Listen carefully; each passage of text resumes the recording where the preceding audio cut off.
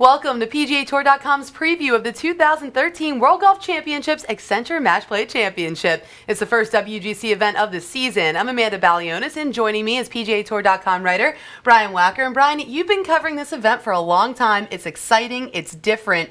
What do fans and the players have to look forward to? Well, you're right, Amanda. Obviously, single elimination match play. Most of the top 64 in the field this week in Arizona. NCAA basketball has March Madness. Of course, we have February Madness, where a 64 seed can beat a 1 seed. It's happened before. Absolutely. So let's jump right into this madness, right? Let's take a look at the number 1 seeds. Seeded number 1 in the Bobby Jones bracket is world number 1, Rory Mcilroy, and leading the way in the Ben Hogan bracket is South Africa's Louis Oosthuizen. Gary Player's top seed is Farmers Insurance Open champion Tiger Woods, and last but not least, world number 3 Luke Donald takes the top spot in the Sam Snead division. So as you know, being the number 1 seed means you've been playing really well the past year. That's maybe an understatement, but it does not guarantee you anything. How do you kind of break down these number 1 seeds?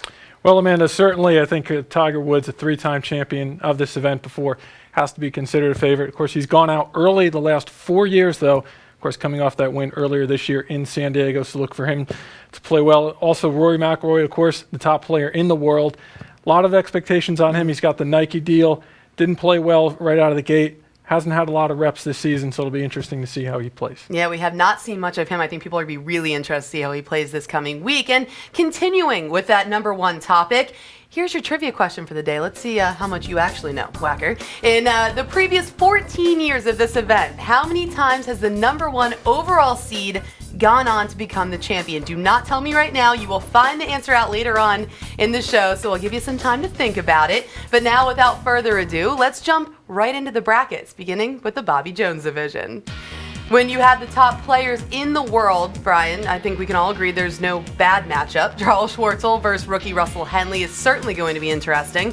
We haven't seen much of Rory on U.S. soil, like we just said, so that's going to be fun to watch. But let's take a look at one of the featured matchups that caught your eye.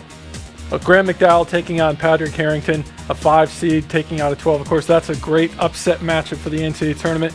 Good match here, Northern Ireland versus Ireland. A lot of talking in that group for sure. It'll be interesting. I'd love to be a fly on the wall for that group on next week. Who you got quickly in that one, that matchup? I'm going GMAC. All right, GMAC it is. Moving on now to the Ben Hogan bracket. What players or matchups are really sticking out to you when you take a look at this? Well, Amanda, the matchup that jumps out to me the most, Bill Haas, 7 seed versus Nicholas Colsaerts, 10 seed. Haas, of course, coming off somewhat of a bittersweet week in LA. Of course, had a chance to win the Northern Trust Open, failed to do so. Colsaerts, of course, strong Ryder Cup performance. Be interesting to see how those two match up in the first round. Yeah, I think a lot of people would have liked to see Haas successfully defend his title last week, but that's a great one to look for. But here's our featured matchup in the Ben Hogan bracket. Els Jacobsen. What do you think? Well, of course, Freddie Jacobsen getting into the tournament last minute with a couple of withdrawals. Thing to keep an eye on with him, of course, is one of the best putters in the game, ranks in the top 5 on the European Tour in strokes gained putting. So it'll be interesting to see how he fares against Els, of course, the reigning British Open champion. Of course, Jacobsen is coming off a strong week Northern Trust Open also. All right, now let's take a look at the Gary Player bracket. Obviously, popping out to us right now, Tiger Woods and Charles Howell. But before we talk about them, what's sticking out to you? Matchup I really like, Hunter Mahan against Matteo Manassero. Matteo, of course, has won his first round match each of the last 2 years. Hunter, of course, the defending champion in this tournament, so it'll be interesting to see how those two fare against each other. And obviously, no surprise here, our featured matchup is going to be Tiger Woods versus Charles Howell III. And Wacker, your golf knowledge goes really far back. I'm not calling you old or anything, though. So give me something that maybe most don't know about this competition. Well, Amanda, of course, these two met in 1996, early round matchup in the U.S. Amateur at Pumpkin Ridge. Tiger Woods just 20 years old, Charles Howell 17. Tiger beat him early in the week after a little range lesson from Butch Harmon, and of course goes on to win the whole thing. All right, going toe-to-toe again. And on to the last but not the least, the Sam Snead bracket. Lots of experience in this one with guys like Stricker, David Toms, John Senden, Paul Lawrie, but what matchup are you looking at the most? Well, the one that jumps off the page to me, Adam Scott, Tim Clark, Yep. battle of the long putters. Someone with a long putter is going to win this week. We know that much, so it'll be interesting, of course, to see how those two fare.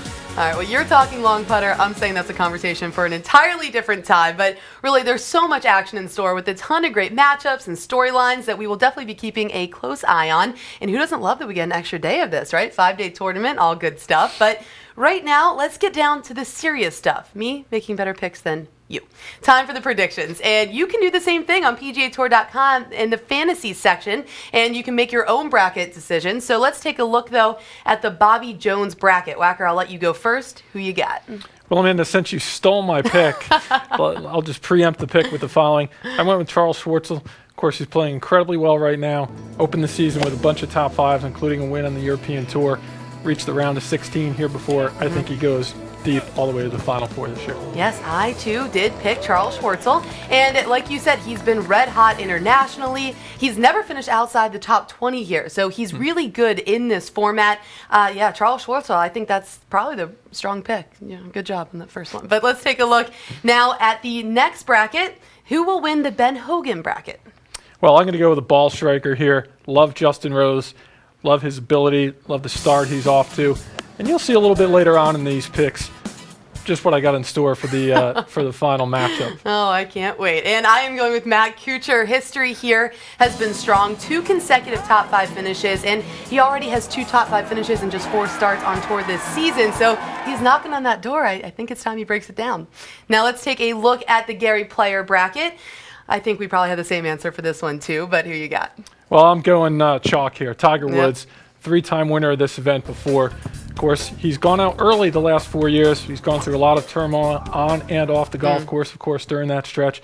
Expect big things out of him. I've got him going all the way. All right, well, you took everything I was going to say, so let's just say agreed. And on to our final bracket. Who will win the Sam Snead bracket? I've got Luke Donald, former number 1 player in the world. Of course, has won this event before. Tremendously gifted player. I think he's only played once this year, so he's got a little bit of rust to shake off. But I think he knows what to do in this format. Okay, well, I too picked an Englishman, but a different one. We're going Ian Poulter. He claimed victory here back in 2010. And frankly, after seeing his domination at the Ryder Cup, I'm hard-pressed to bet against him in this kind of format. So I am going Poulter. We'll see how that all works out. And now the ultimate prediction. Who wins it all? I'm going chalk again, Amanda. Front runner. Tiger Woods. Look, he's either gone all the way and won this thing or been knocked out early. I think we're going to see a continuation of what we saw in San Diego when he won the Farmers Insurance Open. All facets of his game seem to be clicking. I think he does it again. Exactly, and I'm also a front runner because I am also going with Woods. You talked about it. He's married up that game, that short game, with the accuracy off the tee. He's been talking about it all season long. I just don't see his game falling apart this week. I think he's ready to come out and play, and you just can't argue it, right? And the other half of that, Justin Rose. It's going to be an all Sean Foley final. I knew you weren't going to let that go. Okay, now it's time for the trivia answer. In the previous 14 years of this event, how many times has the number 1 overall seed gone on to become the champion? What are your thoughts? How many? The same answer as my pick. It's 3. Tiger Woods. Why do you think I picked him? You cheated. I already saw they put this up earlier. But yes, Tiger Woods, the only guy to do it. Kind of surprising. 3 times he has been seeded number 1 and gone on to claim victory.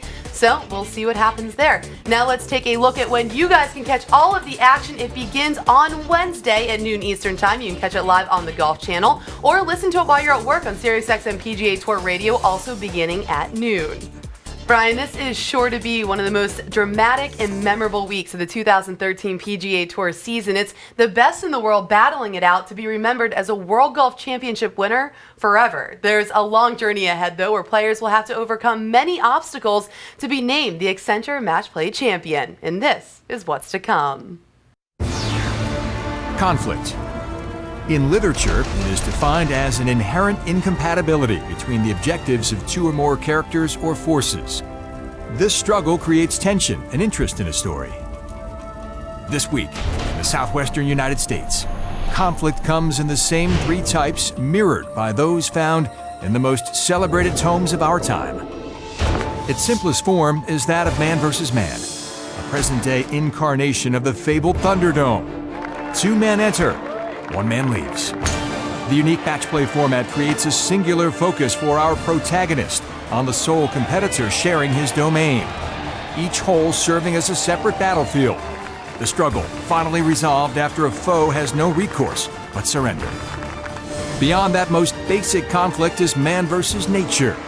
This expanse of Arizona desert is already rife with existing peril and can be further dangerous when the elements conspire to test our hero's will and determination. Finally, there is the internal conflict of man versus himself.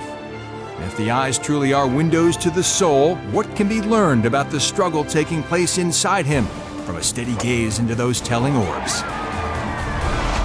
After 63 matches, we will learn who has best conquered his conflicts and identify the 2013 Accenture Match Play Champion and be forever engraved in the history books.